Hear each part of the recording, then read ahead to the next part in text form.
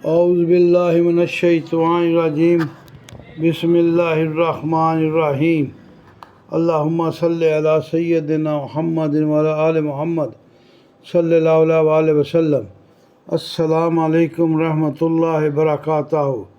ناظرین، میں نعیم بٹ اسیر جدہ اخبار نامہ میں آج بروز 6 نومبر 2024 کی جنگ اخبار میں چھپنے والا ذرا ہٹ کے یاسر پیر زادہ صاحب کا کالم کہ ہم ناشکری قوم ہیں جناب، ہم اگلے 2 گھنٹوں میں مر جائیں گے، یہ ایک 30 سالہ شخص کے الفاظ تھے جو چند ماہ قبل اپنی بیوی اور 5 سالہ بیٹی کے ہمراہ میرے دوست سے اس کے دفتر میں ملنے آیا تھا۔ میرا دوست ایک اردو اخبار میں کالم نگار ہے۔ یہ الفاظ سن کر اس کی ریڑھ کی ہڈی میں سنسنی دوڑ گئی۔ کیوں، کیا ہوا، کیسے مر جاؤ گے؟ میرے دوست نے حیرت سے جواباً سوال کیا۔ کیونکہ ہم نے پچھلے 2 دنوں سے کچھ نہیں کھایا، ہماری بچی نے صبح سے دودھ نہیں پیا، ہمارے پاس اس کے لیے پیسے نہیں ہیں، اس لیے ہم سب نے خودکشی کرنے کا فیصلہ کیا ہے۔ اس شخص نے اتنی پرسکون آواز میں کہا جیسے وہ خودکشی کی نہیں بلکہ اپنے خاندان کے ساتھ چھٹیوں پر جانے کی اطلاع دے رہا ہو۔ اچانک ایسے کیا بات ہو گئی؟ چند ماہ پہلے تک تو تمہارے حالات بالکل ٹھیک ٹھاک تھے۔ میرے دوست نے پوچھا۔ اس کی حیرت کم ہونے پر نہیں آ رہی تھی کیونکہ وہ اس شخص کو کئی برسوں سے جانتا تھا۔ وہ ایک کمپنی میں ماہانہ 70-80 ہزار تنخواہ پر کام کرتا تھا، تاہم چند ماہ قبل کمپنی نے لاہور میں اپنا دفتر بند کر دیا تھا۔ اس کے نتیجے میں اس کی ملازمت چلی گئی تھی۔ اگلے 3 مہینے اس کے لیے بےحد مشکل ثابت ہوئے۔ اس نے ہر ممکن کوشش کی لیکن بری طرح ناکام رہا اور بالآخر آخری حربے کے طور پر وہ مدد مانگنے کے لیے میرے دوست کے پاس آیا تھا۔ یہ خوفناک تفصیلات سننے کے بعد میرے دوست نے پہلے تو ان کے لیے کھانا اور بچی کے لیے دودھ کا ڈبہ منگوایا اور پھر ان کی داد رسی کے لیے وعدہ کیا کہ وہ اس واقعے پر کالم لکھے گا تاکہ کوئی مخیر اور اللہ کا نیک بندہ ان کی مدد کرے۔ یہ جوڑا امید کی کرن اور بچا ہوا کھانا اور دودھ لے کر چلا گیا۔ اگلے دن کالم شائع ہوا۔ چونکہ میرے دوست نے بہت متاثر کن انداز میں یہ رویداد بیان کی تھی، بہت سے لوگوں نے مثبت جواب دیا۔ 3 دنوں میں قارئین کے عطیات کے ذریعے 5 لاکھ روپے کی رقم جمع ہوئی جو فوری طور پر اس ضرورت مند میاں بیوی کو پہنچا دی گئی۔ انہوں نے میرے دوست کا شکریہ ادا کیا اور بتایا کہ یہ رقم ان کی پریشانیوں کو ختم کرنے کے لیے کافی ہوگی۔ وہ کوئی چھوٹا موٹا کام شروع کریں گے اور اپنی آمدن کا مستقل ذریعہ بنا لیں گے۔ تاہم کہانی یہیں ختم نہیں ہوئی۔ گزشتہ روز وہ ضرورت مند جوڑا دوبارہ میرے دوست سے ملنے آیا۔ اس مرتبہ وہ لوگ دفتر کی بجائے گھر پہنچے۔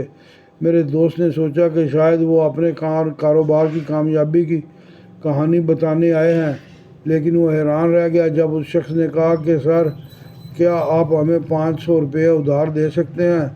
میرے پاس پیسے ختم ہو گئے ہیں۔ یہ سننا تھا کہ میرے دوست کا پارا آسمان کو چھونے لگا۔ دیکھو نوجوان، تم نے 5 لاکھ روپے مانگے تھے جو میں نے اپنے قارئین سے اپیل کر کے تمہیں دے دیے۔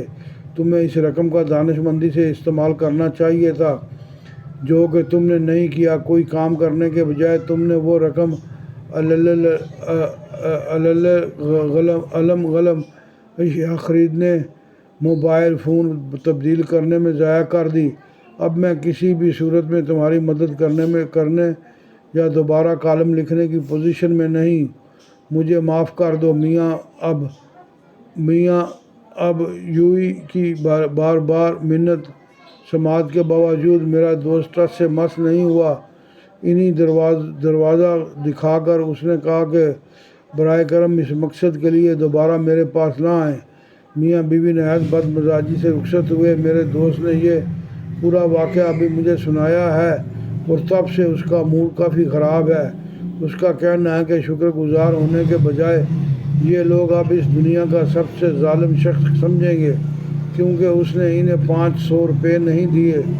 اور یقین کرو کہ انہوں نے مجھے یہاں تک کہا کہ پہلے بھی میں نے کچھ نہیں کیا تھا، بلکہ یہ تو دوسرے لوگ تھے جنہوں نے کالم پڑھنے کے بعد 5 لاکھ کے عطیات اپنے دیے ہیں۔ میں نے اپنے دوست کو ٹھنڈا کرنے کی کوشش کی مگر اس کا غصہ کم نہیں ہوا۔ میں نے اپنے اس سے حضرت علی کا قول سنایا کہ جس پر احسان کرو اس کے شر سے بچو، بجائے احسان مند ہونے کے ہم کوئی چھوٹی سی بات دل میں رکھ کر اپنے محسن کے خلاف ہو جاتے ہیں۔